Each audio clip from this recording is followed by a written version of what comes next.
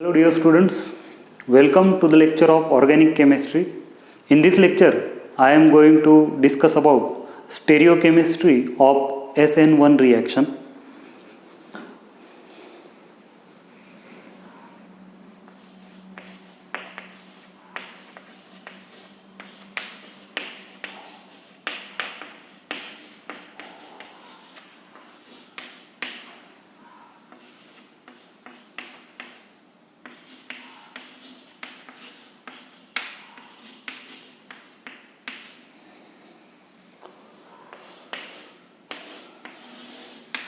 SN1 रिॲक्शनचं mechanism आपण पाहिलं आहे. त्यात आपण पाहिलं की SN1 रिॲक्शन जी आहे ती दोन स्टेप्समध्ये होते. पहिली जी स्टेप आहे ती आहे फॉर्मेशन ऑफ कार्बोकटायन आणि दुसरी जी स्टेप आहे ती आहे अटॅक ऑफ न्यूक्लिओफाइल.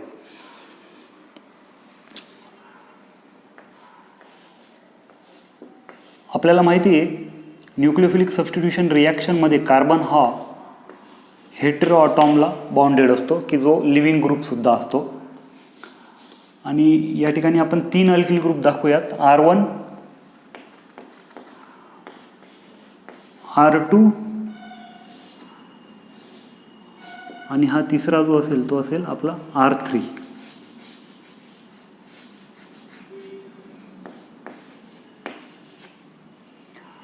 पहिल्या स्टेपमध्ये आपण पाहिलं होतं की फॉर्मेशन ऑफ कार्बोकटायन और कार्बोनियम आयन सुद्धा म्हणतो आपण कार्बोकटायनला. मग ह्यामध्ये काय होतं, जो हा लिव्हिंग ग्रुप आहे, हा लिव्हिंग ग्रुप हेटेरो अटॉम हा कार्बन अटॉमपासून डिपार्ट होतो, हा बॉन्ड ब्रेक होतो. आणि ही जी स्टेप असते ही आपण पाहिलं होतं की ही स्लो स्टेप आहे, जिलाच आपण रेट डिटरमाइनिंग स्टेप ही म्हणतो, RDS. आपल्याला मिळतो कार्बोनियम आयन म्हणजेच कार्बोकटायन R1, R2 आणि R3.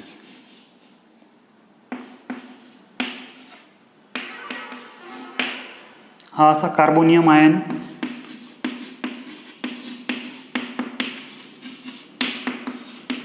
ॲज अ इंटरमिजिएट आपल्याला मिळतो. Carbonium ion as a intermediate म्हणजे सबस्ट्रेट आणि प्रोडक्टच्या मध्ये, रिॲक्टंट आणि प्रोडक्टच्या मध्ये जो फॉर्म होतो त्याला आपण इंटरमिजिएट म्हणतो. इंटरमिजिएट म्हणजे मधला, रिॲक्टंट आणि प्रोडक्ट किंवा सबस्ट्रेट आणि प्रोडक्ट मधला हा कार्बोनियम आयन इंटरमिजिएट मिळतो आपल्याला. आपण जर पाहिलं तर हा सबस्ट्रेट जो आहे, हा सबस्ट्रेटचा आपण याचं जर हायब्रिडायझेशन पाहिलं, आपल्याला माहिती आहे हायब्रिडायझेशन आपण कसं काढतो, number of sigma bonds plus number of loan pairs. मग या ठिकाणी सिग्मा बॉन्ड्स किती आहेत, 1 2 3 4 सिग्मा बॉन्ड्स. लोन पेअर या ठिकाणी एकही लोन पेअर नाही आहे, म्हणजे 0 इज इक्वल टू 4. मग 4 आपण हायब्रिडायझेशनच्या फॉर्ममध्ये कसं लिहिणार, S म्हणजे 4 पैकी 1 यूज झाला, आता उरले 3. P3 म्हणजे याचं हायब्रिडायझेशन काय, sp3. आणि जेव्हा sp3 हायब्रिडायझेशन राहतं तेव्हा बॉन्ड अँगल जो राहतो अल्किल ग्रुप कार्बन आणि अल्किल ग्रुपमधला हा असतो 109 डिग्री. आणि जेव्हा sp3 हायब्रिडायझेशन असतं आणि एकही लोन पेअर नसते तेव्हा जी जॉमेट्री असते ती असते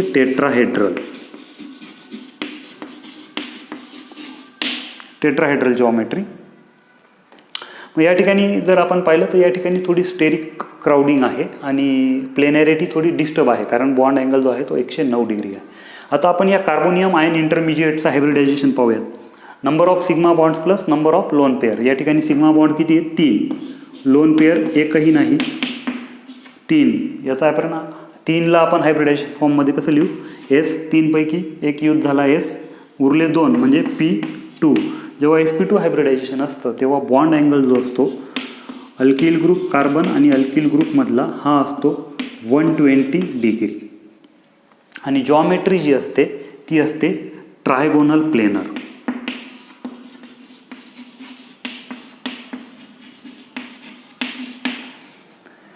120 डिग्री बॉन्ड अँगल आहे, म्हणजेच प्लेनॅरिटी या ठिकाणी आहे, म्हणजेच प्लेन. आता हा जो कार्बोनियम आयन आहे हा काय आहे, प्लेनर आहे. आधी प्लेनॅरिटी थोडीशी डिस्टर्ब होती, या ठिकाणी स्टेरिक हिंड्रन्स होता. हा जो कार्बोनियम आयन आता फॉर्म झालेला आहे, बॉन्ड लिव्हिंग ग्रुप डिपार्ट झाल्यानंतर हा कार्बोनियम आयन जो फॉर्म झालेला आहे हा प्लेनर आहे. आणि म्हणून आता जो इनकमिंग न्यूक्लिओफाईल आहे, जो न्यूक्लिओफाईल अटॅक करणार आहे, तो फ्रंट साईडनेही अटॅक करू शकतो आणि बॅक साईडनेही अटॅक करू शकतो. म्हणजे शक्यता जी आहे न्यूक्लिओफाईलची अटॅक करण्याची, ती फ्रंट साईडने अटॅक करण्याची शक्यता आणि बॅक साईडने अटॅक करण्याची शक्यता जी आहे, प्रोबॅबिलिटी जी आहे, ती सारखीच आहे, कारण हा प्लेनर आहे. आता आपण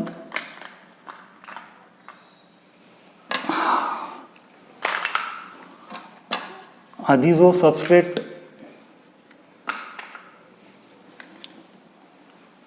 हा सबस्ट्रेट जो आहे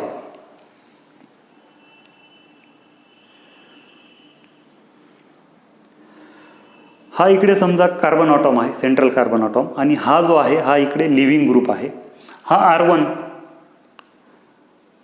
हे तिघही एका प्लेनमध्ये आहेत. आणि डॅश फॉर्ममध्ये जो हा R2 आहे, हा R2 म्हणजे अवे फ्रॉम मी, म्हणजेच काय, हा माझ्यापासून लांब आहे. हा या पद्धतीने इकडे बॅक साईडला आहे समजा.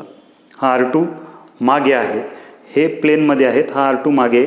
आणि R3 जो आहे तो इन फ्रंट ऑफ मी, हा सॉलिड फॉर्ममध्ये जो R3 दाखवलेला आहे आपण, हा काय, इन फ्रंट ऑफ मी, म्हणजे मी जर असा उभा असेल तर टुवर्ड्स मी म्हणू. आणि हा अवे फ्रॉम R2 जो आहे हा अवे फ्रॉम मी, म्हणजे या पद्धतीने हे स्ट्रक्चर आहे या सबस्ट्रेटचं.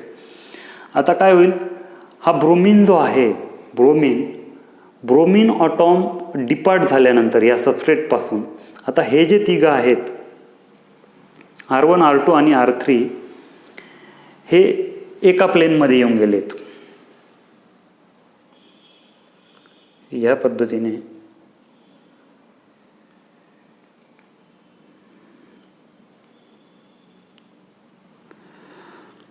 एका प्लेनमध्ये हा R3 जो आहे हा टुवर्ड्स मी आहे आणि R2 अवे फ्रॉम मी, म्हणजेच हा R2 ह्या बाजूला आहे आणि हा R1 जो आहे तो वरती आहे. हे आता एका प्लेनमध्ये आहे. म्हणजे आपला जो कार्बोकटायन फॉर्म झालेला आहे, या कार्बोकटायन हा प्लेनर आहे, म्हणजे एकाच प्लेनमध्ये आहेत हे तिघही. आता अटॅकिंग न्यूक्लिओफाईल आता फ्रंट साईडनेही अटॅक करू शकतो, म्हणजेच ह्या बाजूने. फ्रंट साईड म्हणजेच ज्या बाजूला आपला लिव्हिंग ग्रुप असतो तेव्हा त्याच साईडने, त्याच बाजूने जेव्हा न्यूक्लिओफाईल अटॅक करतो, त्या बाजूला आपण फ्रंट साईड असं म्हणतो. म्हणजे या ठिकाणी आपण म्हणूयात लिव्हिंग ग्रुप आपला ह्या बाजूला होता, म्हणून याला आपण फ्रंट साईड म्हणूयात, फ्रंट साईड अटॅक. आणि लिव्हिंग ग्रुपच्या अपोजिट साईडने जेव्हा न्यूक्लिओफाईल अटॅक करतो त्याला आपण बॅक साईड अटॅक म्हणतो. आपण पाहिलं होतं की SN2 रिॲक्शनमध्ये बॅक साईड न्यूक्लिओफाईलचा जो अटॅक आहे तो बॅक साईडने होतो. मग हा कार्बोनियम आयन प्लेनर असल्यामुळे फ्रंट साईड अटॅक आणि बॅक साईड अटॅक हे दोघंही पॉसिबल आहेत आणि सारख्याच प्रमाणात शक्यता आहे या दोघंही अटॅक होण्याची. आणि असं असल्यामुळे मग आपल्याला काय मिळतं,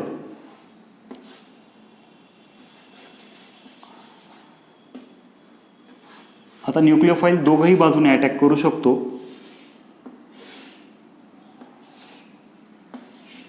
OH minus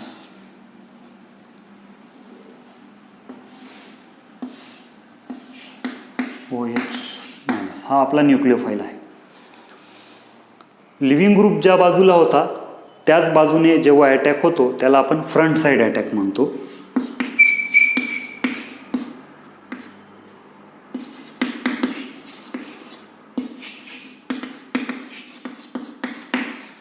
front side attack जेव्हा होईल म्हणजे ह्याच बाजूने न्यूक्लिओफाईल, जेव्हा ही झाली फ्रंट साईड, याच बाजूने जेव्हा अटॅक करेल तेव्हा आपल्याला असा प्रोडक्ट मिळेल बघा.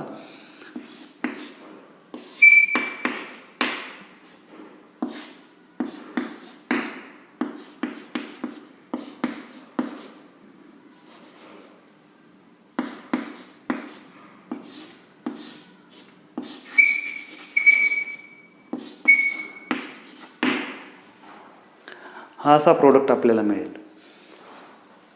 म्हणजेच या ठिकाणी काय झालेलं आहे, कॉन्फिगरेशन जे आहे, सबस्ट्रेटचं जे कॉन्फिगरेशन आहे, कॉन्फिगरेशन म्हणजे अरेंजमेंट ऑफ ऑटॉम्स, तीच अरेंजमेंट जी आहे ऑटॉम्सची ती प्रोडक्टमध्ये आहे. म्हणजेच याला आपण रिटेन्शन ऑफ कॉन्फिगरेशन म्हणतो. Retention of configuration. रिटेन्शन म्हणजे ॲज इट इज. अरेंजमेंटची जी ऑटॉमची जी अरेंजमेंट आहे ती सबस्ट्रेटमध्ये जी होती तीच प्रोडक्टमध्ये आहे. म्हणजेच रिटेन्शन या ठिकाणी झालेलं आहे. रिटेन्शन म्हणजे जसेच्या तसे, म्हणजे ॲज इट इज. कारण न्यूक्लिओफाईल बघा या ठिकाणी उजव्या बाजूला होता, या ठिकाणी इथं या ठिकाणी लिव्हिंग ग्रुप जो आहे तो उजव्या बाजूला होता, या ठिकाणी न्यूक्लिओफाईलसुद्धा उजव्या बाजूला आहेत आणि हे जे रिमेनिंग जे आहेत अल्किल ग्रुप्स हे सुद्धा त्याच दिशेला आहेत. म्हणजे या ठिकाणी आपण म्हणू शकतो की रिटेन्शन ऑफ कॉन्फिगरेशन झालेलं आहे. फ्रंट साईड अटॅक जेव्हा होतो तेव्हा आपल्याला रिटेन्शन ऑफ कॉन्फिगरेशन पाहायला मिळतं. आणि जेव्हा बॅक साईड अटॅक होतो, बॅक साईड अटॅक म्हणजे लिव्हिंग ग्रुप म्हणजेच हेटेरो ऑटॉमच्या अपोजिट साईडने जेव्हा न्यूक्लिओफाईलचा अटॅक होतो तेव्हा त्याला आपण बॅक साईड अटॅक म्हणतो. आपण पाहिलं होतं SN2 रिॲक्शनमध्ये बॅक साईड अटॅक होतो. आणि जेव्हा बॅक साईड अटॅक होतो तेव्हा आपल्याला असा प्रोडक्ट मिळेल. बॅक साईड अटॅक म्हणजे न्यूक्लिओफाईल ह्या बाजूने जेव्हा अटॅक करेल तेव्हा आपल्याला हा प्रोडक्ट मिळेल. R1 R2 this is R3. या ठिकाणी काय झालेलं आहे, इन्व्हर्जन ऑफ कॉन्फिगरेशन.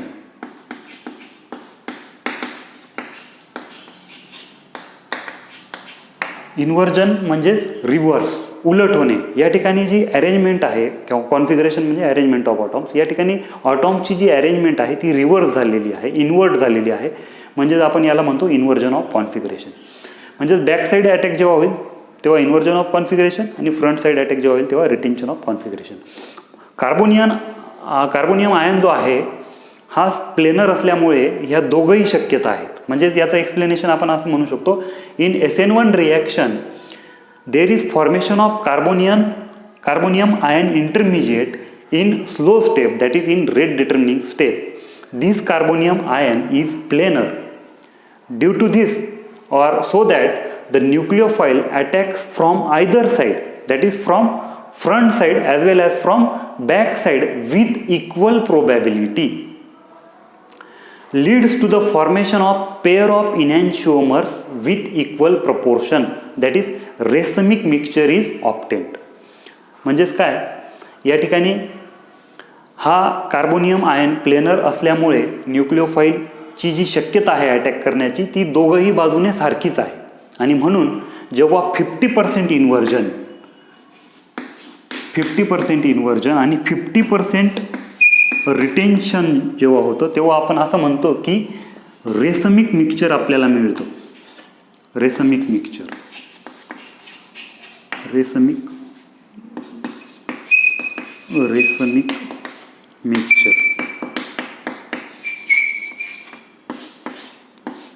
या ठिकाणी आपल्याला रेसमिक मिक्सचर मिळतं. म्हणजेच रेसमायझेशन या ठिकाणी आपल्याला पाहायला मिळतं. पेअर ऑफ इनॅन्शिओमर्स आपल्याला पाहायला मिळतात. हे दोघंही काय आहेत, एकमेकांचे मिरर इमेजेस आहेत, म्हणजेच इनॅन्शिओमर्स आहेत हे एकमेकांचे. So in SN1 reaction there is formation of carbonium ion intermediate in slow step और in rate determining step. This carbonium ion is stable so that the nucleophile can attack from front side as well as from back side with equal probability, leads to the formation of or leads to the formation of pair of enantiomers. Pair of enantiomers मिळते आपल्याला. Pair of enantiomers, that is racemic mixture is formed. या ठिकाणी racemic mixture आपल्याला मिळत आहे.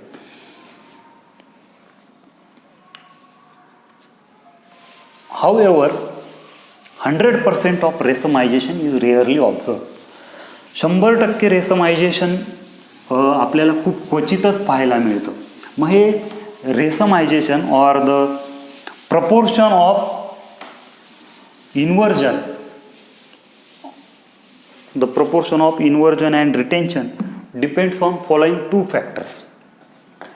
100% racemization जे आहे ते आपल्याला खूप क्वचित पाहायला मिळतं. आणि मग हे जे रिटेन्शन आहे आणि इन्व्हर्जन आहे हे कशावर डिपेंड राहतं, तर या 2 फॅक्टरवर ते डिपेंड राहतं. The proportion of retention and inversion depends on following 2 factors. That is first the stability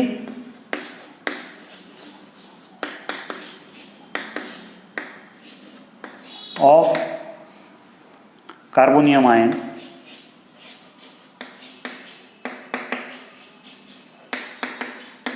stability of carbonium ion, that is त्याला आपण कार्बोकटायन सुद्धा म्हणतो. Carbocation form. And second one is the nucleophilicity of solvent. The न्यूक्लिओफिलिसिटी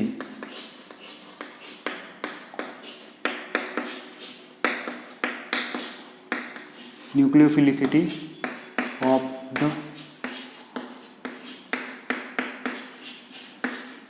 solvent.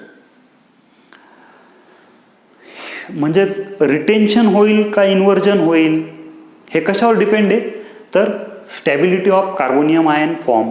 म्हणजेच carbonium ion ही reaction होत असता SN1 reaction होत असताना जो कार्बोनियम आयन तयार होतो त्याची स्टॅबिलिटीवर हे डिपेंड आहे. आणि न्यूक्लिओफिलिसिटी ऑफ द सॉल्वंट म्हणजे न्यूक्लिओफिलिसिटी जी आहे सॉल्वंटची ती किती आहे त्याच्यावर ते डिपेंड आहे, इन्व्हर्जन होईल की रिटेन्शन होईल.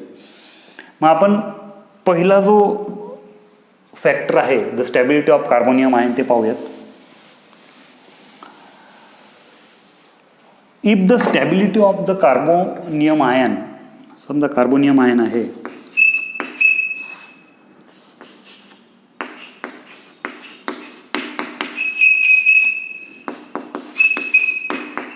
कार्बोनियम आयन आहे. So if the stability of the carbonium ion, जर स्टॅबिलिटी जास्त असेल, कार्बोनियम आयनची जर स्टॅबिलिटी जास्त असेल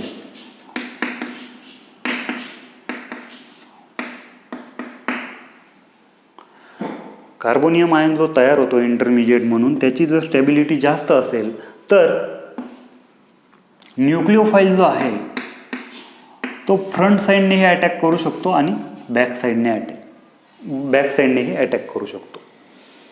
आणि आपल्याला माहिती आहे जेव्हा फ्रंट साईड अटॅक आणि back side attack equal probability असेल, सारखीच शक्यता असेल दोघंही अटॅक होण्याची, तेव्हा आपल्याला काय मिळतं, रेसमिक मिक्सचर मिळतं. म्हणजेच अशा वेळेस काय होईल, मग रेसमायझेशन आपल्याला जास्त मिळेल. रेसमायझेशन आपल्याला जास्त मिळेल. कार्बोनियम आयनची जर स्टॅबिलिटी जास्त असेल तर न्यूक्लिओफाईलची दोघंही साईडने अटॅक करण्याची शक्यता जास्त असते आणि म्हणून रेसमायझेशन होण्याची शक्यता सुद्धा जास्त असते. म्हणजे रेसमायझेशन सुद्धा आपल्याला जास्त मिळेल. जर कार्बोनियम आयनची स्टॅबिलिटी कमी असेल, जर स्टॅबिलिटी जी आहे कार्बोनियम आयनची ती कमी असेल तर लिव्हिंग ग्रुप जो आहे हा लिव्हिंग ग्रुप कार्बोनियम आयनच्या काय असतो, क्लोज व्हिसिनिटीमध्ये असतो. म्हणजे कार्बोनियम आयनच्या खूप जवळ असतो.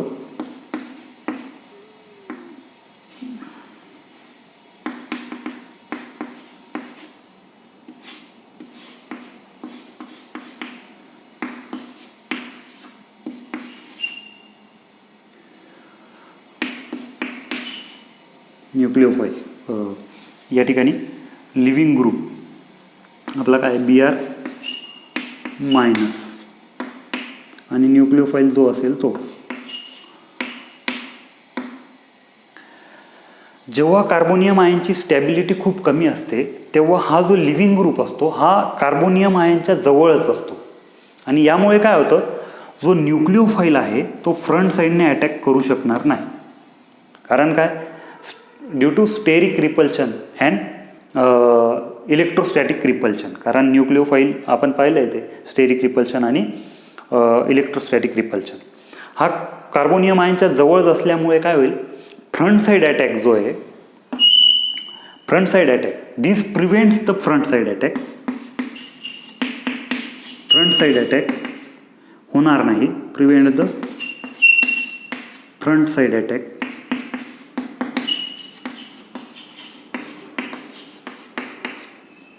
And favors, front side attack जर होणार नाही तर न्यूक्लिओफाईल कुठून अटॅक करेल, बॅक साईडने अटॅक करेल. फेवर्स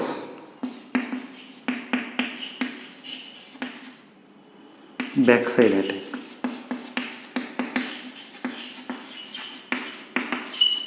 आणि आपल्याला माहिती आहे favours back side attack. Back side attack जर होत असेल तर काय होतं, इन्व्हर्जन जे आहे ते आपल्याला मिळेल. इन्व्हर्जन जे आहे, इन्व्हर्जन जास्त व्हायला लागेल. बॅक साईड अटॅक झाला म्हणजे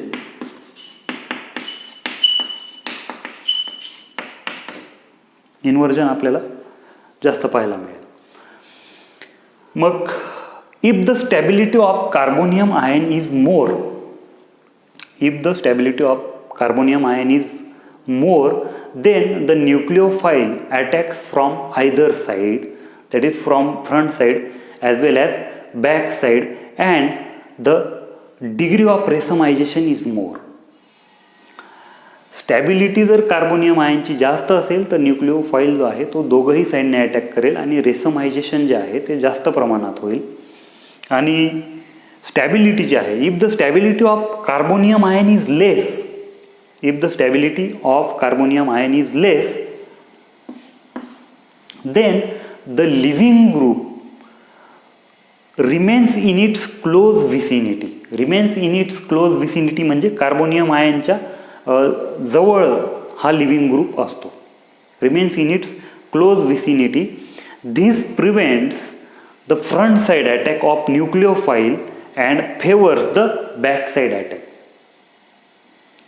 This leads to the higher degree of inversion. आणि म्हणून काय होतं, इन्व्हर्जन जे आहे ते जास्त प्रमाणात आपल्याला मिळतं.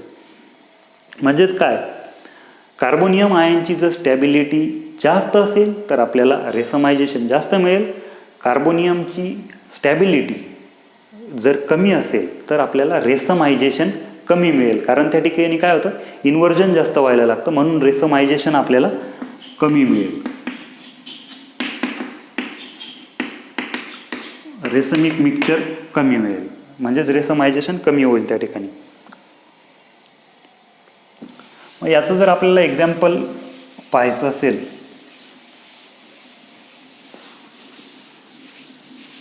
तर आपण एक एक्झाम्पल बघूयात. Plus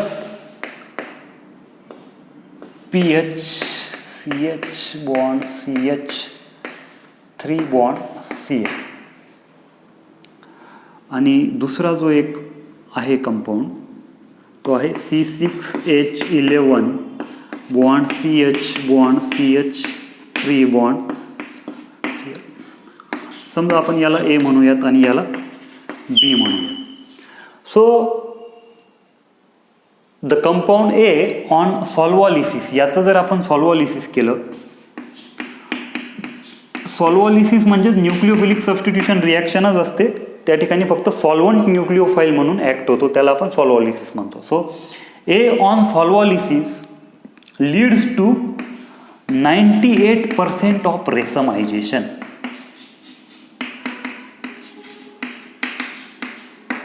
And this compound B on solvolysis leads to only 34% of racemization.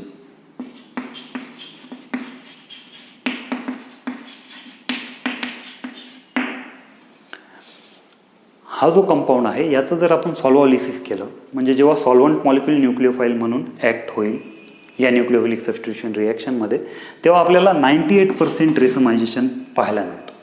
आणि हा जो कंपाऊंड आहे कंपाऊंड B याचं जर आपण सॉल्व्होलिसिस केलं तर आपल्याला 34% रेसमायझेशन पाहायला मिळतं.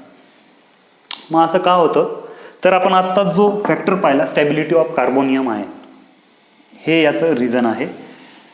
आपण बघूयात काय होतं नेमकं. आता हा जो कंपाऊंड आहे PH CH बॉन्ड CH3, हाच म्हणजे काय, PH ही आपण इकडे बेन्झिन रिंग काढून घेऊयात, फिनिल रिंग आहे ही. आणि C6H11 म्हणजे हा काय आहे, तुमचा सायक्लोहेक्झेन आहे.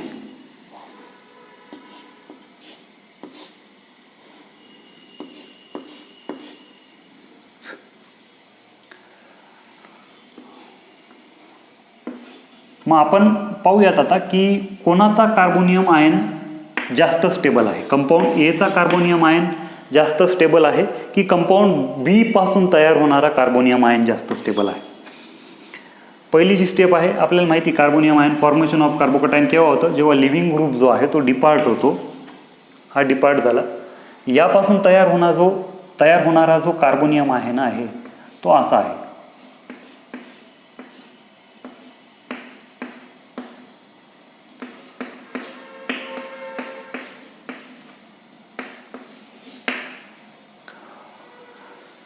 पॉझिटिव्ह चार्ज येईल कार्बनवर, कारण या ठिकाणी हेट्रोलिटिक फ्युजन होत आहे. कारण हा कार्बन ॲटॉम डिफिशियंट आहे.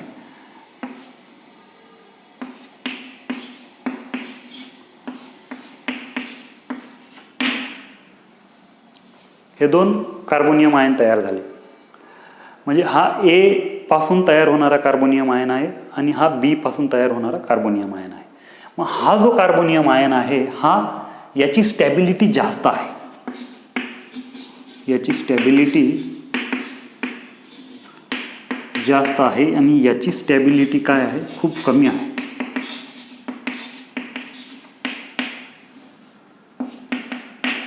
आपण रेझोनन्स इफेक्ट शिकलेलो आहे. या ठिकाणी काय होतं, डिलोकलायझेशन ऑफ पॉझिटिव्ह चार्ज. हा जो डबल बॉन्ड आहे हा डबल बॉन्ड या ठिकाणी शिफ्ट होईल. म्हणजे याचं रेझोनेटिंग स्ट्रक्चर असं येईल या पद्धतीने.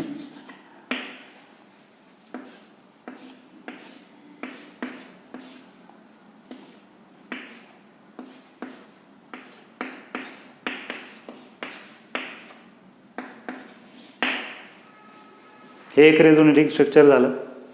हा डबल बॉन्ड जो आहे हा पुन्हा या ठिकाणी हा जो कार्बन ॲटॉम आहे हा इलेक्ट्रॉन डिफिशियंट आहे. हा डबल बॉन्ड इकडे शिफ्ट होईल. अजून एक रेझोनेटिंग स्ट्रक्चर.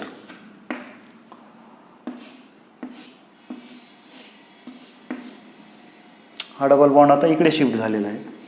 म्हणजेच मग हा कार्बन ॲटॉम आता डिफिशियंट होईल. याच्यावर आपण पॉझिटिव्ह चार्ज दाखवू. CH1 CH3. हा डबल बॉन्ड पुन्हा इकडे शिफ्ट होईल. अजून एक रेझोनेटिंग स्ट्रक्चर आपल्याला मिळेल.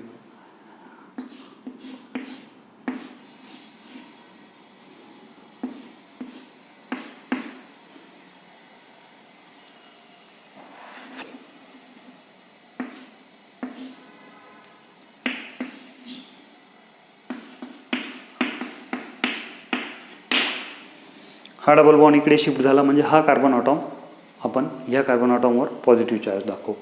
म्हणजे याचे रेझोनेटिंग स्ट्रक्चर जास्त आहेत. म्हणजे delocalization of this positive charge is more. हा पॉझिटिव्ह चार्ज हा जेवढा जास्त डिलोकलाइज होईल तेवढी याची स्टॅबिलिटी काय असेल, जास्त असेल.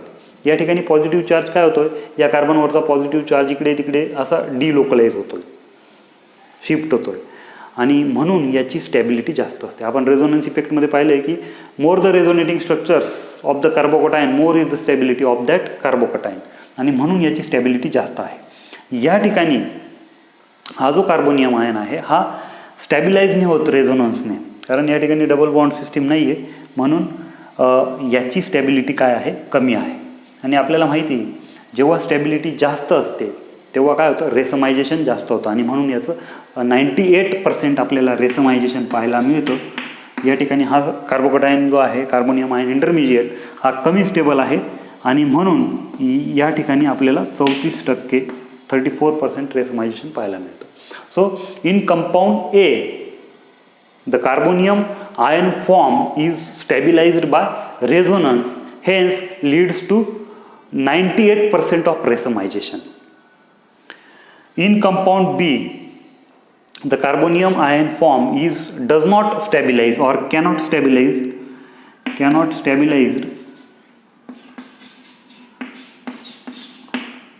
stabilized by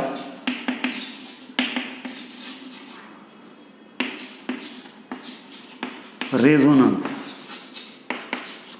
and hence leads to only 34% of racemization. या ठिकाणी स्टॅबिलिटी या कार्बोनियम आयनची कमी आहे म्हणून रेसमायझेशन आपल्याला कमी पाहायला मिळतं. this stabilized by resonance. This is stabilized by resonance.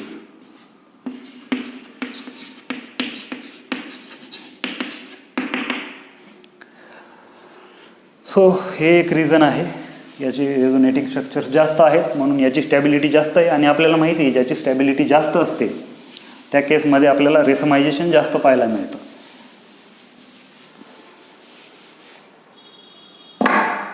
Secondly pH same compound A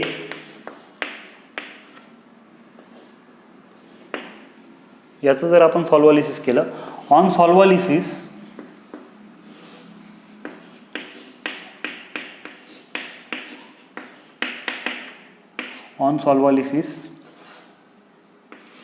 by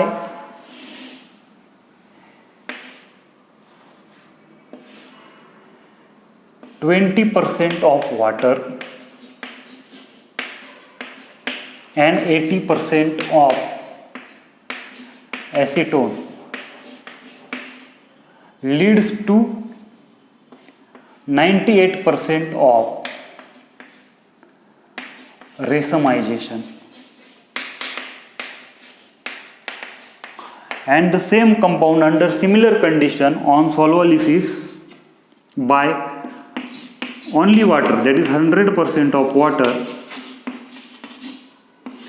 leads to 80% of racemization. म्हणजे हा जो कंपाऊंड आहे हा A, याचं जर सॉल्व्होलिसिस केलं, वॉटर सॉल्वंट सिस्टीम 20% वॉटर आणि 80% ॲसिटोन, तेव्हा आपल्याला 98% रेसमायझेशन पाहायला मिळतं. आणि 100% वॉटर, फक्त वॉटरने जर याचं सॉल्व्होलिसिस केलं तर आपल्याला 80% रेसमायझेशन पाहायला मिळतं. मग असं का होतं? This is observe or this is due to water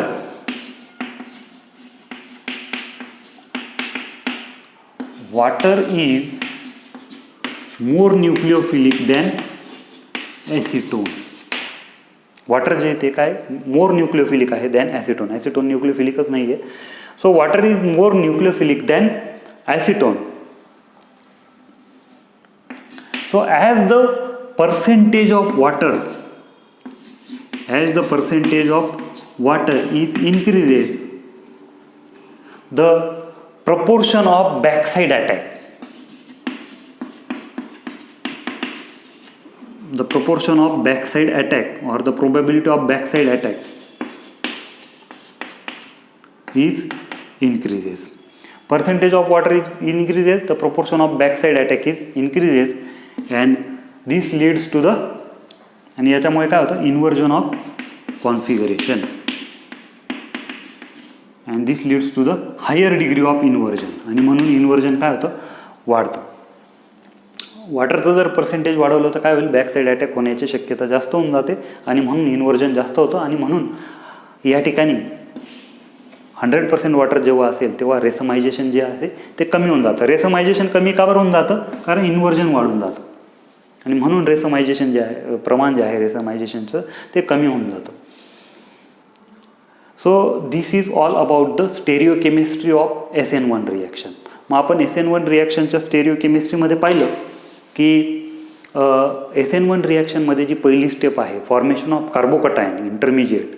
हा कार्बोकटायन इंटरमिजिएट जो आहे हा प्लेनर आहे आणि प्लेनर असल्यामुळे न्यूक्लिओफाईल दोघंही बाजूने अटॅक करू शकतो, दोघंही बाजूने इक्वल प्रोबॅबिलिटीने अटॅक करू शकतो. आणि जेव्हा अशी सिच्युएशन असते तेव्हा आपल्याला काय मिळतं, रेसमिक मिक्सचर मिळतो. म्हणजेच 50% इन्व्हर्जन आणि 50% रिटेन्शन ऑफ कॉन्फिगरेशन आपल्याला पाहायला मिळतं. दुसरी गोष्ट आपण पाहिली की मग हे जे आहे proportion of inversion and retention, हे 2 फॅक्टर्सवर डिपेंड आहे. कुठले फॅक्टर्स आहेत ते, stability of carbonium ion intermediate, carbonium ion इंटरमिजिएटची stability and the nucleophilicity of the solvent.